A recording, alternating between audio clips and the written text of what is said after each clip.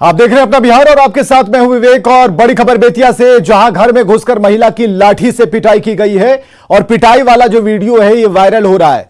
महिला को दौड़ा दौड़ाकर पीटने का वीडियो वायरल हो रहा है। इनरवा थाने के इनरवा गांव की घटना है और आरोपी शहनवाज आलम गिरफ्तार कर लिया गया, जिसने महिला की पिटाई की है। पीड़ित महिला। और कटिहार से बड़ी खबर है, जहां पुलिस पब्लिक के बीच भिड़ंत हुई है। आधा दर्जन पुलिसकर्मी घायल हुए हैं। शराब तस्कर की मौत पर बवाल हुआ है। पुलिस ने गिरफ्तार किया था। पुलिस पर हत्या का आरोप लगाया, लोगों ने जमकर बवाल किया है। बड़ी खबर हम आपको बता रहे हैं, करीब 6 पुलिसकर्मी घायल हुए हैं, ऐसी खबर आ रही है।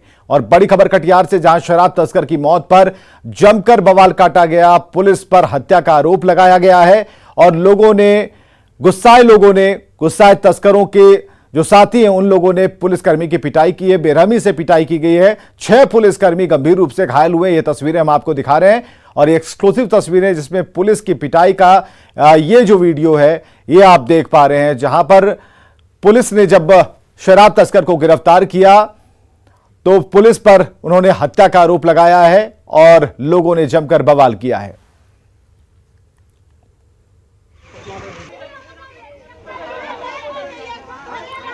पुलिस और पब्लिक के बीच भिड़ंत की तस्वीरें। सुब्रत हमारे साथ फोन लाइन पर। सुब्रत, क्या हुआ इस पूरी घटना में और अभी तक क्या एक्शन हो पाया है? देखिए, अभी ताजा अपडेट है, लगभग 1 दर्जन पुलिसकर्मी बुरी तरह घायल हुए हैं। और का थाना प्रभारी इस घटना के नियंत्रण के लिए पहुंचे। इसी में डंडखोरा थाना प्रभारी शैलेश कुमार को काफी गंभीर चोट है और कई पुलिस घायल हुए हैं। मामले में चले, बीती रात शराब तस्करी के आरोप में पुलिस ने एक स्थानीय युवक प्रमोद को गिरफ्तार किया था और कस्टडी के दौरान प्रमोद की तबीयत अचानक बिगड़ जाती है और प्रमोद की मौत। इसी में अशोक है आरोप, पुलिस पिटाई से ही प्रमोद की मौत हुई है। इसको लेकर लंबी देर तक प्राणपुर थाना का घेराव हुआ, रोड जाम हुआ, आगजनी हुआ और थाना में भी तोड़फोड़ मचाया गया। लेकिन उस दौरान पुलिस की जो शैली होना चाहिए था वो शायद नहीं हो पाया, इसलिए बवाल बढ़ते गया और लोग बड़ी संख्या में लोग फिर उपद्रव हुआ, उसमें पुलिसकर्मी घायल हुए हैं। फिलहाल स्थिति यह है, कुछ पुलिसकर्मी अभी भी उन लोगों के चुंगल में इस तरह का बताया जा रहा है। हालांकि बड़ी पदाधिकारी अब घटनास्थल पर पहुंचे हुए हैं। बहुत बहुत शुक्रिया सुब्रत तमाम जानकारियों के लिए। आईआरसीटीसी घोटाला मामले में बिहार के डिप्टी सीएम तेजस्वी की मुश्किलें बढ़ रही हैं। तेजस्वी की जमानत रद्द करने की मांग को लेकर सीबीआई ने दिल्ली की राउज एवेन्यू कोर्ट में अर्जी दाखिल की है। कोर्ट ने तेजस्वी यादव को नोटिस जारी कर मामले में जवाब मांगा है। तेजस्वी यादव और राबड़ी देवी को साल 2018 में इस मामले में जमानत दी गई थी। आईआरसीटीसी स्कैम मामले में बिहार के डिप्टी सीएम तेजस्वी यादव की मुश्किलें बढ़ सकती हैं। दरअसल सीबीआई की तरफ से दिल्ली के राउज एवेन्यू कोर्ट में एक अर्जी दाखिल करके तेजस्वी यादव को आईआरसीटीसी स्कैम में मिली जमानत का विरोध किया गया है और सीबीआई ने राउज एवेन्यू कोर्ट में अर्जी दाखिल करके तेजस्वी यादव की जमानत को रद्द करने की मांग की है। हालांकि इस पूरे मामले में राउज एवेन्यू कोर्ट में अहम सुनवाई हुई। मामले की सुनवाई करते हुए राउज एवेन्यू कोर्ट ने तेजस्वी यादव को नोटिस जारी किया है। हालांकि कोर्ट ने तेजस्वी यादव से यह पूछा है कि आपकी जमानत रद्द क्यों ना की जाए। बहरहाल सीबीआई ने अपनी अर्जी में यह कहा है कि डिप्टी सीएम इस पूरे मामले से जुड़े हुए गवाहों को इन्फ्लुएंस कर सकते हैं, लिहाजा उनकी जमानत को रद्द किया जाए। देखना बेहद अहम होगा कि जब 28 सितंबर को इस पूरे मामले में सुनवाई की जाएगी तो तेजस्वी यादव को लेकर इस पूरे मामले में तेजस्वी यादव अपना क्या कुछ जवाब राउज एवेन्यू कोर्ट में दाखिल करते हैं। कैमरामैन मुनमुन के साथ सुशील पांडे, न्यूज़ 18 दिल्ली। तेजस्वी की जमानत रद्द करने की मांग को लेकर भी सियासत तेज हो गई है। कांग्रेस और बीजेपी के नेताओं का क्या कहना है, ये भी सुनिए। बीजेपी का बिहार की सत्ता से बाहर होना और सीबीआई, ईडी जैसी एजेंसीज का बिहार के मसले में दुरुपयोग होना तय था। श्रीमान तेजस्वी यादव ने भी यह बात कहा था कि हमें पता है ये क्या कर सकते हैं पर हम इनसे डरने वाले नहीं हैं, और बीजेपी ने वही किया। बीजेपी सीधी लोकतांत्रिक लड़ाई हारने के बाद संवैधानिक एजेंसियों का दुरुपयोग कर रही है। दिल्ली में आईआरसीटी मामले में श्री तेजस्वी यादव जी पर सीबीआई ने जो उनका बेल रद्द करने की मांग की है। सीबीआई एक स्वायत्त संस्था है, तो वो सीबीआई अगर मांग कर रही है तो उसमें हम लोग को क्या है। जो ऐसा करनी वैसी भरनी, जो आप करनी करेंगे उसका फल तो आपको मिलना ही है।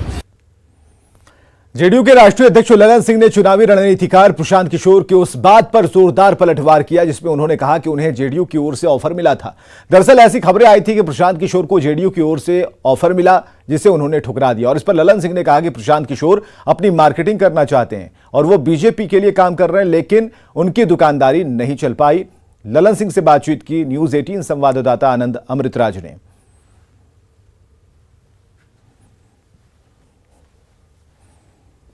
चुनावी रणनीतिकार से नेता बने प्रशांत किशोर ने दावा किया है कि जेडीयू से उन्हें 2 बार जेडीयू में शामिल होने का ऑफर दिया गया है जिसे उन्होंने ठुकरा दिया। जेडीयू के राष्ट्रीय अध्यक्ष ललन सिंह इस वक्त हमारे साथ मौजूद हैं। सर, प्रशांत किशोर की 2 घंटे कुछ दिन पहले मुलाकात होती है मुख्यमंत्री से, उसके बाद उन्होंने कहा कि 2 बार उन्हें जेडीयू में आने का ऑफर दिया गया। क्या है सर सच्चाई?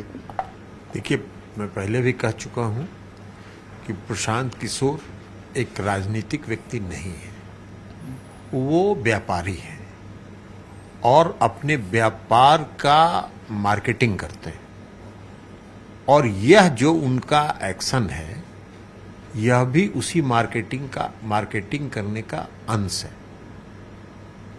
उनको कोई ऑफर नहीं मिला था।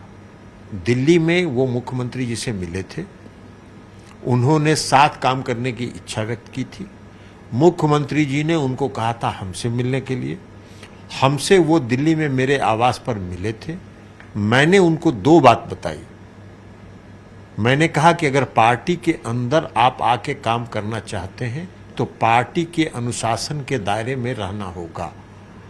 दूसरा, पार्टी के अंदर आप विचार अपना रख सकते हैं, लेकिन जो पार्टी का निर्णय होगा वही सर्वमान्य सबको स्वीकार होगा। ये 2 शर्त अगर आप मानते हैं तो पार्टी के अंदर काम करिए। उन्होंने हमसे आग्रह किया कि मुख्यमंत्री जी से हम मिलना चाहते हैं। हम 4 बजे का समय मुख्यमंत्री जी से तय हुआ। वो पटना आने के पहले सभी मीडिया वाले को खुद खबर किए कि हम पटना आ रहे हैं। हमको उन्होंने मैसेज किया कि मीडिया वाले कैसे जान गए? हमने कहा आप जानिए। अच्छा। उसके बाद उन्होंने हमको रात में मैसेज, 4 बजे का टाइम था, नहीं आए वो। मीडिया वाले को उन्होंने 2 ही बजे फोन करके कह दिया कि देखिए हमको मेरे इंतजार में मुख्यमंत्री जी वहां बैठे रहेंगे, हम नहीं जाएंगे। तो वो अपनी मार्केटिंग कर रहे थे। ये बात हमको 2:30 बजे मालूम हो गई कि वो ये ऐसा खबर कर रहे हैं फोन कर करके। मैंने मुख्यमंत्री जी को 4 बजे बता दिया कि वो नहीं आएंगे। ये इस तरह का काम करते रहते हैं। हम लोग सतर्क हैं।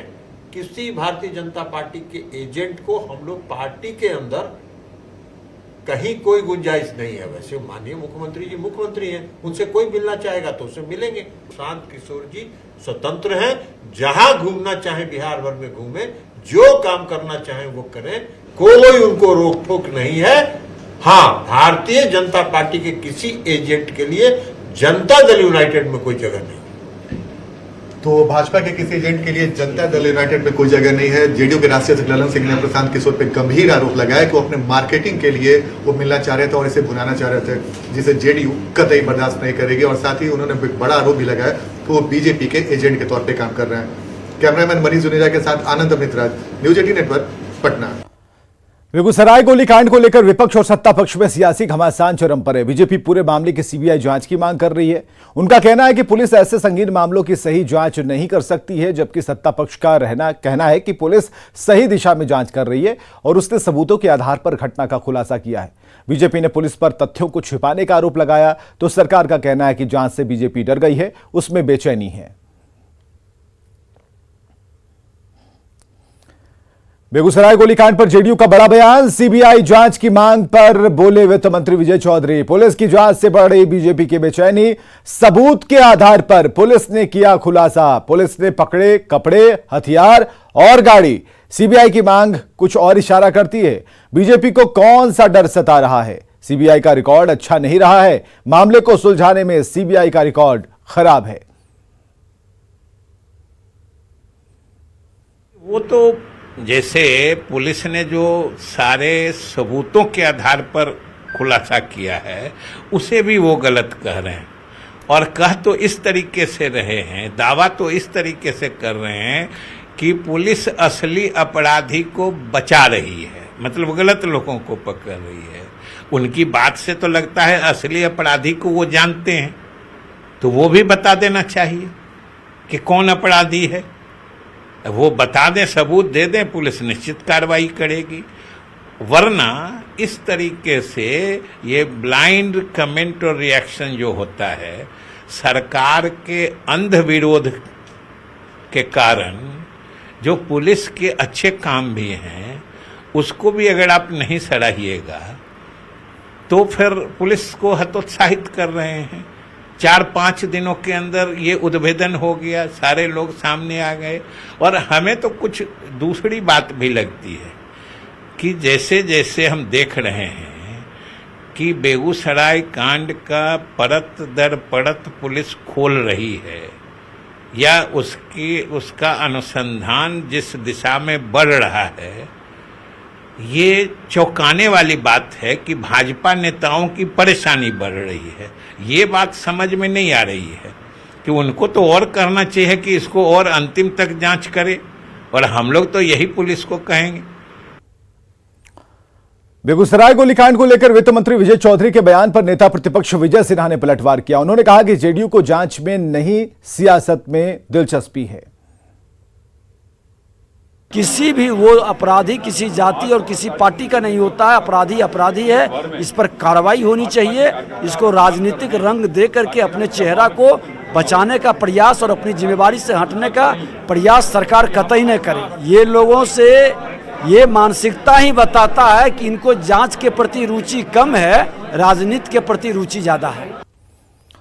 और पटना से बड़ी खबर, शराब तस्करी के आरोप में गिरफ्तारी हुई है। दरभंगा का सरपंच गिरफ्तार किया गया शराब तस्करी के आरोप में। आरोपी का नाम दयानंद है। पटना के पोस्टल पार्क में आरोपी रहता है। पुलिस के मुताबिक सरपंच को वाहन चेकिंग के दौरान शराब की तस्करी करते पाया गया। वो अपनी गाड़ी से शराब की बोतल लेकर जा रहा था। जब पूछताछ की गई तो जवाब नहीं दे पाया। वहीं उसके साथ साथ गाड़ी में बैठे वैशाली जिले का एक और शराब तस्कर गिरफ्तार किया गया है।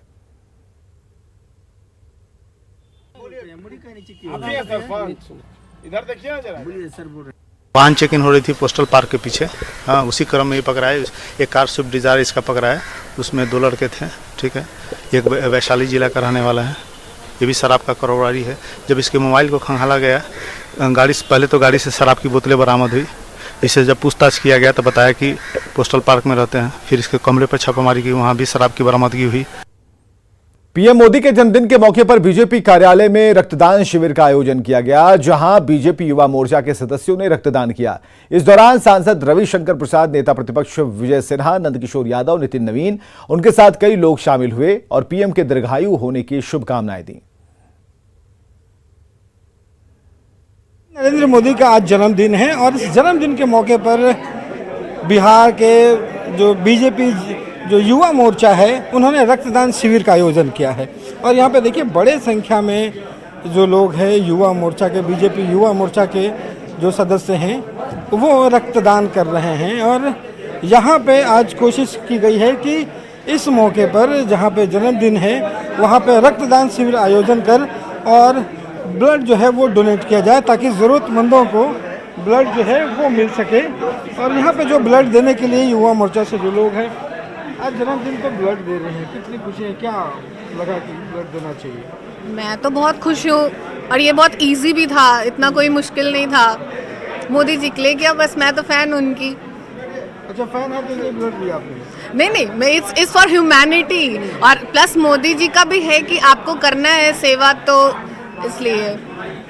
तो ये देखिए एक सेवा है और इस सेवा को लेकर के यहाँ पे और नितिन नवीन जो है वो भी युवा हैं और ये भी जो है वो ब्लड देने के लिए यहाँ पे पहुँचे हैं। अच्छा, अभी ब्लड देने के लिए पहुँचे हैं? हम पहुँचे अभी तो हमको पहले, लेकिन चूंकि अब शुगर का रिपोर्ट का बात है तो एक बार देख लेते हैं। लेकिन रक्तदान महादान है और हमारे युवा साथियों ने जिस प्रकार से बढ़ चढ़ कर हिस्सा ले रहे हैं, बहुत खुशी हो रही है कि माननीय प्रधानमंत्री के जन्म दिवस को इससे बेहतर तरीके से नहीं मनाया था। माननीय प्रधानमंत्री जी हमेशा कहे हैं कि सेवा के भाव से हमको काम करना है और मुझे लगता है कि रक्तदान से बड़ा सेवा इस देश में कोई व्यक्ति का नहीं हो सकता है। और हमारे युवा साथी आज सभी लोग सेवा भाव से रक्तदान कर रहे हैं, हम सभी बहुत हर्ष है और युवा मोर्चा के कार्यकर्ताओं को मैं बधाई देता हूँ। युवा मोर्चा के जो लोग हैं वो ब्लड दे दिया आपने? जी, पहले तो हम लोग माननीय प्रधानमंत्री जी को बिहार की तमाम जनता की ओर से, युवा मोर्चा की तरफ से और बिहार के प्रदेश भाजपा की ओर से जन्मदिन की बहुत बहुत बधाई। हम लोगों ने आज युवा मोर्चा पटना महानगर के द्वारा आज हजारों की संख्या में हम लोग आज रक्तदान कर रहे हैं, जो महादान है, और हम लोग उनका जन्मदिन मना रहे हैं। तो ये एक बेहतर कोशिश की गई है कि जन्मदिन के मौके पर रक्तदान किया जाए और दूसरों की मदद पहुंचाई जाए। और आगे देखिए जोहार झारखंड।